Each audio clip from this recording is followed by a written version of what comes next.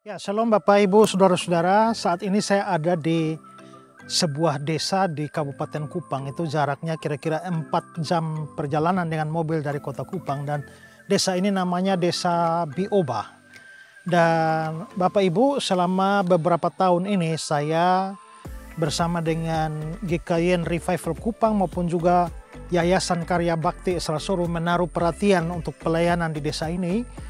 Dan di sini kami membangun sebuah sekolah ya untuk anak-anak SD, sekolah berasrama, dan juga mau membangun sebuah gedung tempat ibadah untuk orang-orang Kristen di tempat ini.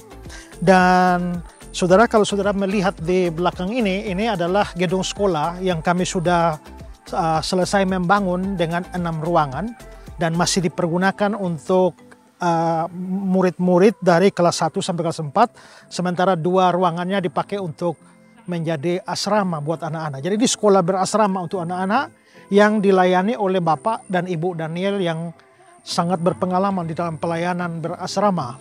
Nah, anak-anak yang menjadi murid-murid di dalam sekolah ini datang dari desa-desa sekitarnya, dan kami berharap bahwa ke depan itu ada menjadi pusat pendidikan Kristen di tempat ini. Sementara itu juga saudara, kami mau berencana membangun satu gedung kebaktian karena jemaat di sini belum mempunyai tempat kebaktian. Kalau saudara lihat, ini sudah ada tiang-tiang yang berdiri, dan kalau saudara lihat tenda biru di sana, itu kami masih beribadah atau masih berbakti setiap hari Minggu di bawah tenda ini, dan menjadi problem besar kalau hujan turun ya. Nah, karena itu kami sudah berencana untuk membangun gedung ini. Mulai minggu ini kita sudah membangun dengan tiang-tiang ini, dan setelah itu tahap berikut akan atap supaya jemaat bisa beribadah di tempat ini ya. Nah, ini kami dari Kupang bersama-sama dengan jemaat di tempat ini, dan pembangunan segera kami percepat karena dalam cuaca hujan semacam ini kasihan kalau jemaat berbakti lalu harus kehujanan. Nah, karena itulah saudara-saudara, saya Pendeta Esrasoro, saya meminta dukungan saudara-saudara semua, dukungan doa, dan kalau Tuhan menggerakkan saudara untuk ambil bagian di dalam pembangunan gedung kebaktian ini, saudara bisa menyalurkan dana bantuan saudara untuk pelayanan atau pembangunan gereja gedung kebaktian di Desa Bioba ini. Di layar saudara ini ada nomor rekening dari Yayasan Karya Bakti Esrasoro. Silakan saudara berdonasi di sana dan memberikan catatan untuk pembangunan gedung ibadah di Desa Bioba, Kabupaten Kupang ya. Nah, karena itu mari saya sekali lagi memberikan kesempatan buat kita ya. Mungkin kita punya banyak hal untuk kita dukung dalam pelayanan, tetapi kalau Tuhan memang menggerakkan saudara, mari ambil bagian bersama-sama dengan saya, GKIN Revival Kupang, dan Yayasan Karya Bakti Esrasoro. Biarlah jemaat Tuhan di sini boleh mendapatkan tempat yang baik untuk beribadah dan melayani. Tuhan memberkati saudara sekalian. Apakah LGBT itu perbuatan baik atau buruk menurut Pak Esra? Silahkan jawabannya Pak Esra. Kepada prakteknya, ya jelas itu praktek yang menyimpang dong. Ya, itu praktek yang menyimpang. Karena Tuhan Allah menciptakan manusia laki-laki dan perempuan, ya. Lalu diciptakanlah mereka. Setelah itu Tuhan kasih perintah beranak cuculah. Nah, sekarang kalau Bambang sama Joko, gitu. Nah, terus bagaimana mereka bisa melakukan mandat itu, mandat prokreasi, beranak cucu bertambah banyak, ya. Itu jelas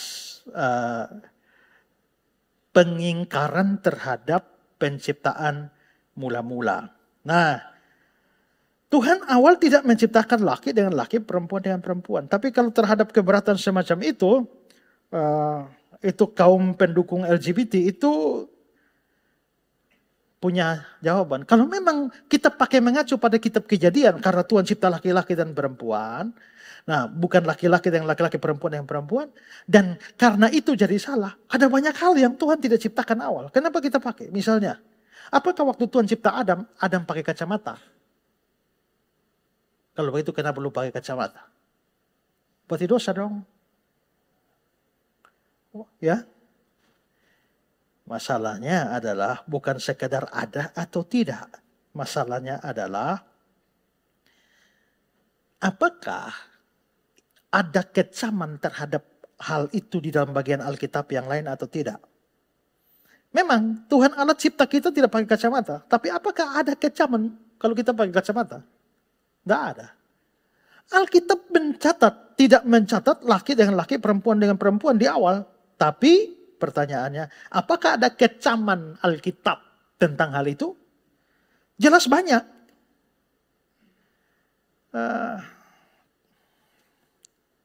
Coba kita lihat beberapa ayat dari kitab Imamat.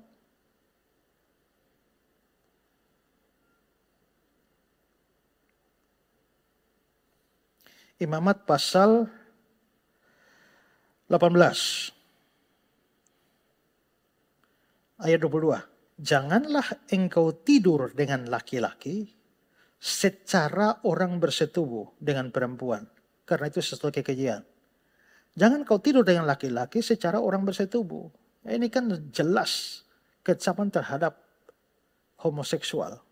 Lalu Imamat 20 ayat 13. Imamat 20 ayat 13. Bila seorang laki-laki tidur dengan laki-laki secara orang bersetubuh dengan perempuan, jadi keduanya melakukan suatu kekejian, pasti mereka dihukum mati. Dan darah mereka tertimpa kepada mereka sendiri. Jadi saudara lihat ya, itu ada kecaman itu, bahkan dihukum mati. Oke, sekarang ulangan pasal 22. Ulangan 22 ayat 5. Ulangan 22 ayat 5. Seorang perempuan jangan memakai pakaian laki-laki. Seorang laki-laki jangan mengenakan pakaian perempuan. Sebab setiap orang yang melakukan hal itu adalah kekejian bagi Tuhan. Pertanyaan sekarang, perempuan boleh pakai rok, boleh pakai celana atau tidak? Celana panjang atau tidak? Nah, ada persetujuan doa yang melarang perempuan pakai celana panjang gara-gara ada ayat ini. Ya, tapi ketika orang perempuan bilang, kamu tidak boleh pakai celana panjang karena ayat ini bilang seorang perempuan tidak boleh mengenakan pakaian laki-laki. Lalu ada perempuan jawab, memang saya tidak memakai pakaian laki-laki. Tapi kamu pakai celana. Iya, saya pakai celana untuk perempuan. Celana versi perempuan, bukan celana versi laki-laki. Nah sebenarnya bukan masalah pakaian di sini yang dipersoalkan. Masalah di sini adalah Tuhan telah menetapkan jenis kelaminnya masing-masing. Kita tuh diciptakan dengan jenis kelamin dan Tuhan tidak mau jenis kelamin itu dikaburkan dengan pakaian. Tuhan sudah cipta kamu laki-laki. Jangan kamu berpakaian sampai kelaki-lakianmu hilang. Sehingga kamu nampak seperti perempuan. Tuhan sudah menciptakan kamu dengan jenis kelamin perempuan. Jangan kamu berpakaian-pakaian laki-laki sampai keperempuananmu menjadi tersamar dan orang tidak tahu lagi kamu itu adalah perempuan. Nah itu yang dimaksudkan di sini. Dengan kata lain, persoalan di sini bukan persoalan pakaian, tapi persoalan pengaburan jenis kelamin.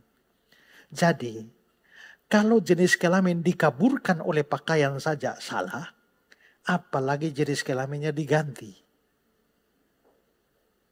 Gitu? Dikaburkan saja tidak boleh, apalagi diganti. Dan masih banyak ayat lain. Paulus juga bicara ya tentang persetubuhan yang tidak wajar. Kasus Sodom dan Gomora, ya. Coba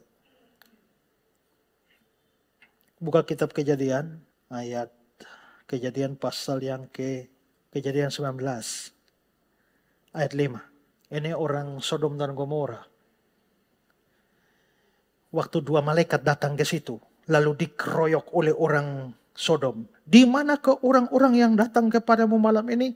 Bawalah mereka keluar kepada kami supaya kami pakai mereka. Ini bayangkan malaikat itu mau dipakai itu. Ya. Kata terjemahan bahasa Inggris ada kata sex with them.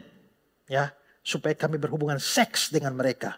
Nah, itu dikuatkan dengan teks konteks selanjutnya karena ya nanti demi menghindar supaya dua malaikat itu dikeroyok seks oleh orang banyak, akhirnya Lot menawarkan dua anak perempuan. Ini saya ini ada anak perempuan, kamu pakai saja, jangan ganggu ini apa-apa mereka.